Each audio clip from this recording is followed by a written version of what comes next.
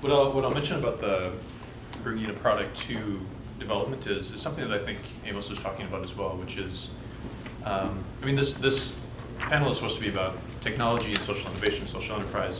And what I think is more applicable is the design process, where technology is the tool, and we've had technology ever since we created tools essentially. And so obviously we're beginning to see some of the most advanced technology. I mean, you have a computer there, we're talking about electric batteries. But at the core of all of this is a need that we're serving, that people need. And whether or not that gets into extreme technology, or if it's something that's as simple as using the lever to make the wheelchair work, something that we've had for a very long time. I mean, I think being able to get to the core of what a person needs or society needs, obviously the electric battery is something that as a society we are missing and we are in great need of at the moment. But getting to that core need, doing a series of prototypes, and really working and checking back with stakeholders, as you had mentioned, is a really fundamental way to make sure that what you're doing and all the time that you're spending is getting at the need that you're looking to correct. So I would emphasize that in all of this discussion is prototyping, making sure that things work, doing it at a small scale, working with people, back-checking, making sure that everything is working together. That's a fundamental process, I think, that we can all learn to use to whatever ends you're looking to do work. I guess I would just touch on and add that anybody familiar with the Lean Startup movement? Lean? What? Lean Startup? Startup. Yes. By show of hands, anybody familiar with that term? All right, well, I think a lot of startups, especially like in the Silicon Valley area, they base their startup model on the Lean Startup, which is like building, measuring, and learning, and iterating, so like failing fast and iterating on the product build. I think, as both these guest panels said, is like having prototypes and also having partners to help you kind of bring that idea to life. But I personally took the self-education route because I couldn't afford school. I went to school at Virginia Commonwealth University for 2 years and couldn't afford school, so I was kind of forced to take the self-education route. So I used the internet to learn from other thought leaders and kind of like try to create certain websites and kind of practice what I was learning from these people myself, and also going to college campuses and getting those students to help you create that product as well too, because college students, they need to build experience. So why not give them an opportunity to create, build that experience with a startup, and you're testing, hypothesis as well too. So that's my little couple cents into that question. Qiqiao, could you talk a bit about the challenges you faced taking what was probably just a prototype when you started the company and now actually looking forward to making it a product? The technical challenges or the Technical challenges, technical business, user adoption. You touched a little bit about the political climate changing, but I think, we're in academia, we're not typically tasked with making a product. We're tasked with producing knowledge, right? And turning that knowledge into a product can be challenging. So I can also talk about some of the challenges we faced as well, but yeah, I'd like to hear from you. Sure. So in a research lab, it's about inventing something new. You can make 100 samples, and if one of them works, that's a publication, and that's all you need. But if you want to build a product, if you make 100 of them, well, 99 of them better work. So that repeatability, that quality, is actually really hard, and there's a lot of engineering that goes into it that you just don't care about when you're a research scientist in a university lab, and also. When you're inventing a new material in a research lab, it's typically a very small, sample. It could be 1 square centimeter. It could be something really small. But if you want to manufacture at a large scale, it needs to be uniform. It needs to maintain all that performance over a much larger scale. And so it's impossible for you to do it yourself. You typically want to partner with a big company, and then but big companies, they typically have their equipment and their manufacturing lines really busy because they need to generate revenue for themselves. So it's actually really hard to convince a large company to dedicate their manufacturing equipment to make something that's unproven, that's new. So So and we are lucky because when I joined the project, the technology was fairly developed. People started working on this in the late '90s, and then we had the help of A123, a local battery company, which had the expertise and the equipment, and it had this new business model of helping and incubating small companies. So having this partner, especially at an early stage, is actually really important. I'd like to add a little bit more, specifically in the context of social innovation. With some social innovation products, the product is not actually purchased by the end user. So in the case of our wheelchair, about 95 to I'd say 98% of wheelchairs given away in the developing world are given by another organization like the Rotarians or church groups or hospitals. And so that's an interesting position to be in, because you have to be conscious of the needs of the user, but you also have to be conscious of the needs of the buyer. And a lot of the existing wheelchair organizations, they'll really market to the buyer. They'll put on their website pictures of the smiling kid in the new wheelchair, but the wheelchair might be way too big for the kid and never work, but it warms the heart of the buyer, and they're able to get money and support the provision of wheelchairs. So we have to always balance this in that we're trying to produce a very high quality product, but we also have to appeal to the people who would actually be giving money, to support it. I think also going from prototype to product, there's a lot of factors that you face that you never faced in academia. Like, some of our biggest challenges are quality control in the factory. We have a producer in India. We're not there on the ground every day, and we have to chase down every little detail of like what's wrong with the chair and go there and fix it and train them. We have to worry about shipping logistics, like how many chairs can you fit in a container? Because if the Rotarians buy a container of chairs, shipping's a big portion of the overall cost. They want to pack as many chairs as they can for that shipping cost. So we've had to learn how to navigate these and figure out these challenges that didn't come into play during the engineering phase. I think we did some really nice engineering and had a great prototype, but to actually get to a product where when you put it in a box and when the end user or end organization opens that box, they can rely on a quality product, that's a big challenge. I think 3D printing could probably help down in the future. 3D printing could probably help with quality assurance, because you don't have to depend on logistics. You can probably do it at home or in the United States compared to outsourcing. Hopefully down the line. Yeah. There's I think along that point, there's a variety of manufacturing technologies that you can consider, and something very relevant to our problem was, do we manufacture locally and help small businesses? And many of the small organizations we partner with have a lot of people with disabilities who work there. And people with disabilities in developing countries face all sorts of stigmas, and it's really hard to get a job. And so it's nice to support these organizations that employ them.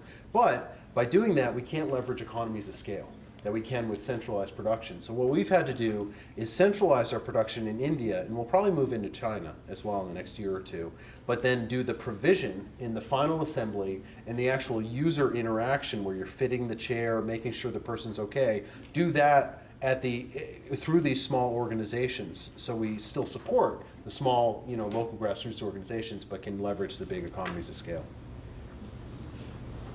One question I had for you was how you've been able to, through this prototyping and advancing, how you've been able to push your batteries past what other people have done, and what separates yours from what other people are doing. Well, so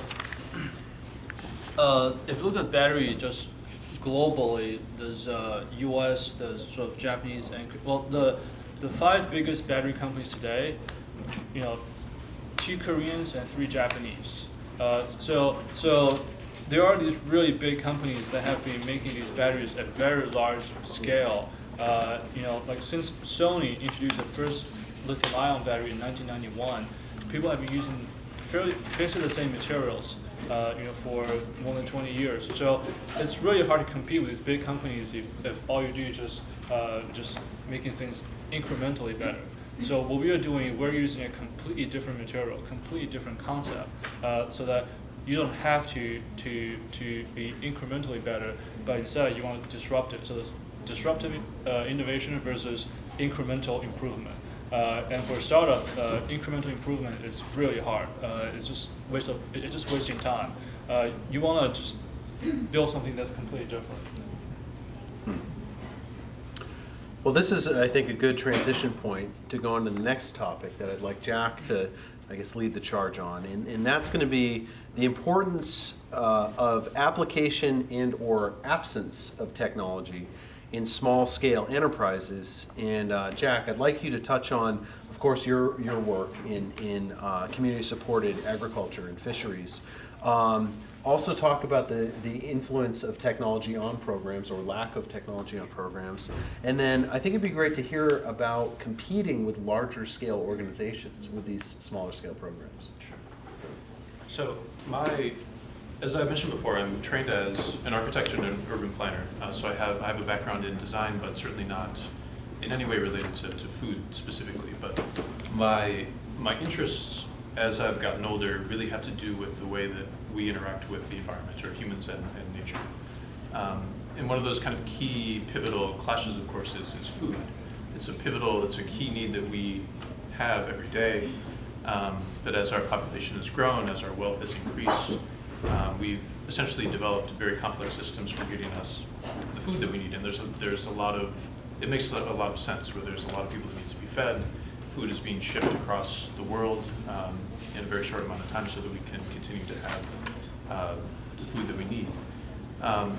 One particular thing that became interesting to me while I was in graduate school, and this business that I'll talk about evolved out of a class, is fish. And fish is something that we're at the point of human society where we are beginning to farm fish for the first time. It has been done a little bit in the past, but we're at the point now where we're starting to do it for the first time at a large scale. So we've essentially overfished the oceans to a pretty bad extent. I think there was a statistic by the UN recently that said 75% of the fish species in the ocean are being caught at or beyond their regenerative capacity, so they don't have the ability to basically repopulate themselves. And it's basically a function of the fact that we have become exceedingly good at hunting fish. Through the large ships that we use, the large nets, their tracking systems, and so on. And so I've kind of been looking at this and wondering what we can do about it. And agriculture is actually this very interesting condition where we're able to raise additional fish to feed at least people's needs for now as a potential solution. I think in general we need to limit the amount of fish that we're eating. But for the meantime, I've really become attracted to farmed fish, and there's some fishery systems that do it very poorly, some that do it very well. And so what I wanted to do as part of this class was create a business where I could support people who are doing it well and educate people in the hometown where I was staying, or the city where I was staying, about the fish that they probably should be eating, something that would allow the oceans to regenerate themselves, and still provide them with a little bit of fish, something that was very healthy. And so what I did was I looked into the community-supported agriculture model, which is, in terms of vegetables and fruit and grain, it's something that is very common around the United States at least. And what it is people, instead of going to a grocery store, they will go directly to the farmers to get food. And so the contract between the person who's eating the food and the farmer is that the two function together as a unit. So if there's a bad harvest, there would be a little bit less food for the people who are buying it, but they understand that that's just the way things work. And so they don't always expect to have the most food, the best food all the time. And so it's a way of looking at natural systems and fluctuations together. And so what I hoped to do was to take that and apply that to fish. And so what I did was I set up a way to connect some small-scale local fish farmers in Southern Virginia with Charlottesville residents in Virginia. And for 2.5 years now, we've basically operated this system where the farmers will come up, give fish every week, and then people will pick it up every week. So they're able to get the money up front so they can handle their expenses.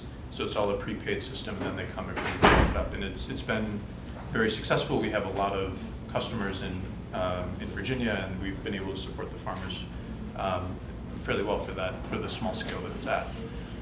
So that's what I've been doing, and the interesting thing about it is that I tend to, since again you've asked about technology and information technology and so on, I've sort of teetered along the fine line of using it and not. And there are things in my life where I use advanced technology. As I mentioned, I'm an architect, and I do some installations that have very high-tech applications. And then with this, I've essentially not used it very much at all. I use Facebook, I use Twitter to basically share information and try to get people interested in it and to educate them about the issues that I care about and that I think they need to know. But that's essentially it. And so the interesting thing is that we've been able to be successful through this basic lack of technological application, because I think we're getting back down to what very critical, basic relationships we have had for a long time. So people are telling each other about the company. It basically spreads through word of mouth. One person tells the next, the next person tells the next. And so through that system, you're able to reach a lot of people and educate them without really very much at all going into it. And social media, of course, is an amplification of that, where you're able to share your knowledge base and your interests with many friends at the same time. And so that's why we use it. But yeah, I mean, so the interesting thing is that we've been able to support local farmers, give people good local fish through basically just technology that we have had for thousands of years. I mean, I say technology as tools, and I think communication, of course, is a tool. It's a non-advanced technological system, but it is still a tool. And so what I'd say is that I think it's, if any of you are interested in something, but you don't necessarily have the technological background that you're interested, or that you think you need in order to do something, I mean, we can obviously join up with other organizations that have that capacity, and that's of course important.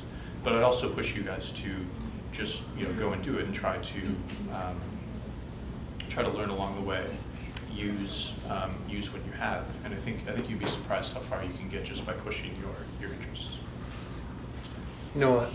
A point that I think you made that's really important for all of you is I think you approached a problem and you defined a problem independent of a solution, right? There's overfishing is a big problem, right? People still want to consume fish. And I think, I certainly see this in engineers and engineering students, is that, they'll define a problem in terms of a solution. Like, we need a way to get fish to people faster. We need to truck fish faster, or we need to catch fish more efficiently or something. And I think when you can separate the problem and really see what problem you're trying to solve, and then look at different ways you can solve it. And it may not be adding technology. It may be doing a very efficient lean program like you're doing. Or it may require the innovation of a brand new battery. But the example I'll give that I always kind of laugh at is the Gates Foundation has this Reinventing the Toilet program, right? Now, I think you should ask yourself, is the toilet the problem? Like, managing the human waste is the problem. Preventing it from getting it into the water supply and being unmanaged, that is the problem. So I feel like reinventing the toilet's kind of arbitrary. Why wouldn't you also say reinvent the sewer or reinvent the colon, right? Like, where the waste is coming from. It's like, look at the problem and then evaluate the different ways you can go about solving it. Have you ever, are you familiar with local currencies? No, I'd love to. Because I think with the program that you're doing, and one more question, is the fish raised locally? It is. Locally? Yep. Well, that right there is the basis to create like a local currency that's backed by the fish. So that's a way where the wealth can stay local as well too, because the dollar doesn't have any allegiance to the local area. The main goal is to get back to the financial centers of the country. But if you create a local currency that keeps wealth circulating locally and creates more velocity of currency, because a lot of people don't know, like, how can you turn $1 into $10 without investing anything? Just spend it 10 times, because that dollar has 10 use values or use cases. You spend it 10 times with different people. So I don't know if you ever thought about that, but that's a great idea that can work with your program. Yeah, no, absolutely. And we've never, I haven't looked at other currencies, but I think the application still is great, is that you can, by reinforcing the local economy, you can basically recirculate that money there. And that, I think that's another kind of fundamental issue that you can get at with design, is if you want to improve the conditions in your local economy, really look at what is the base issue there. How do you get it? And maybe there's a problem with the currency, maybe there's something else.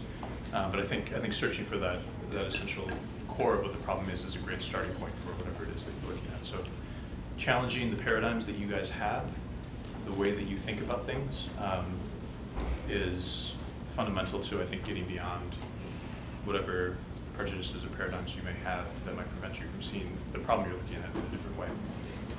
Jack, can you talk about how you're competing economically with much bigger organizations that, you know, probably leverage some economies of scale? Yeah, right? absolutely. Yeah, and that's a very good question. And when I talk about the CSF, we call it a CSF, Community Supported Fishery, and CSAs in general. There are many people like me throughout the country that are doing similar things. And so me, independently, I'm able to raise the money that I need to run the business just at my scale, where I have a couple of staff and we have the farmers that we're serving, and then there's a community there. And so as a whole, we're able to basically get what we need at that scale, and then as a whole, with all the other organizations throughout the country, we're able to basically begin to shift the way that people are thinking about fish. And what I will say about the economics is that the farmers that we're working with, there's actually a collaborative of farmers, and so what they've done is they've come together themselves so that they can buy in bulk the feed that they need, the equipment that they need in order to raise the fish. And so there are these, essentially what I'm getting at is there's a lot of smaller cooperatives or collaborations that are happening at various levels that at least get you to the extent that you can provide the need that you have, or provide the service that you have, and make that work. And of course, we are more expensive than the main fishermen, the people who are essentially sourcing tons of fish out of the ocean, and we always will be. And when people come to me and they say, your product is more expensive, I won't be able to buy it, or why should I buy yours, and instead of just going to the grocery store down the street where I can get it cheaper. And what I like to say to them is that I actually have the cheapest fish available. And what I mean by that is that when I talk about money and when I talk about the price of my fish, it actually takes into account all of the other costs that are going into the environment. The person's health, the fish that they're eating doesn't have the antibiotics, it doesn't have the other kind of synthetic materials that are in a lot of the other fish. I can actually say that the oceans are getting healthier as a response to our product, and a number of other things that people will begin to realize that, oh yeah, when I talk about cheap fish, that other people are buying, there's actually a lot of hidden costs that we're not actually paying for, but we're paying for in other ways, such as increased health costs, the number of ecosystem services that we profit from now that the oceans are doing, and that will become more and more of a problem as pollution goes into the ocean more and more, and where algae starts to take over. And I'm sure you guys may be able to speak better to that than I. But there's a lot of parts of this equation. And what I like to say is that our fish, even though it does cost a little more, at least takes that into account, and you can pay a little more now, but then not as much later on. And on that similar note, so it seems that your fish is cleaner and better quality than other regular fish. So do you get a stamp from the government that says, it's like organic food, or is it organic fish, so that people are willing to pay more for a better product? And that's a good question about certification. Is there are a lot of people who raise fish or food well, but they don't have the money for the certification. Certifications always cost money because you have to pay people to do the certification themselves. And while I completely laud people that do that, and I think it's great that they're pushing that agenda, what I choose to do instead is do my best to educate people about those issues. And so we have the little bit that we do use information technology and social media is we basically share all the stats that we're looking at, where the other kinds of fish that you could buy in the city of Charlottesville have this chemical in them, or this is where they're coming from. And then you're able to compare that with ours, and so the distance from boat to farm to fork is much shorter, and it doesn't have all of that in there, all the chemicals in there. So we take education as a very important part of our business model. And so that's basically fundamental to what we do. Do you think you could leverage technology to build a wider network and then get advantages of economies of scale and actually get a cheaper product, to the market compared to supermarkets? Because I'm thinking about like the cost that must go into the supermarket fish is definitely transportation, right? Refrigeration, right, is a big cost. And so like I don't know, is there like a Facebook equivalent for CSAs? Like, could you make Fishbook instead of Facebook? I'm glad you brought that up. There is a person named Josh Stoll who's working, I believe, in Connecticut now. He's putting together a network of CSFs, and he has a website called localcatch.org that has a listing of all of the CSFs throughout the country. And so we actually, this time last year, I was in a conference with all of the other fishermen and activists, meeting and talking about the issues that we had together. And so at least to that extent, we were able to share the input and the experiences that we had to help them as they moved along. So we have, at least to an extent, a kind of communication network between all of us. The question of whether or not we can actually make it any cheaper is a good one through the networks. And my research that I had done for my thesis in architecture school was actually on the food system and everything that was involved in it. And so I was looking at your everyday supermarkets and food in Virginia. And you're right, it goes through, there's the farm, wherever it is, there's transportation, there's a warehouse, with some middleman. refrigeration. Yep, there's the middleman. Yeah. Then there may be another middleman, and then there is the supermarket, and then there's your home. And so there's a number of people in the way, I shouldn't say in the way, but people that are along the route in order that you essentially pass through. And so they've been able to make that food cheap because of the economies of scale, to go through the complicated process of getting to your home and still be cheaper than what I'm able to do just by bringing the farmer directly to you. So it's an important question, and I guess I go back to what I said before, which is what is actually happening with that longer route. With us, you have a transparent, you actually know the people that are raising your fish. I can guarantee to you that there's nothing in it that you wouldn't want to eat, and so on. So I guess maybe the answer to my question is I don't know if there's a way to lower the cost through collaboration because we're in such different locations, but I think through education at least we'll be able to demonstrate to people that when they talk about money, it actually means some money now, a lot of money later, and other consequences, as opposed to a little bit more upfront.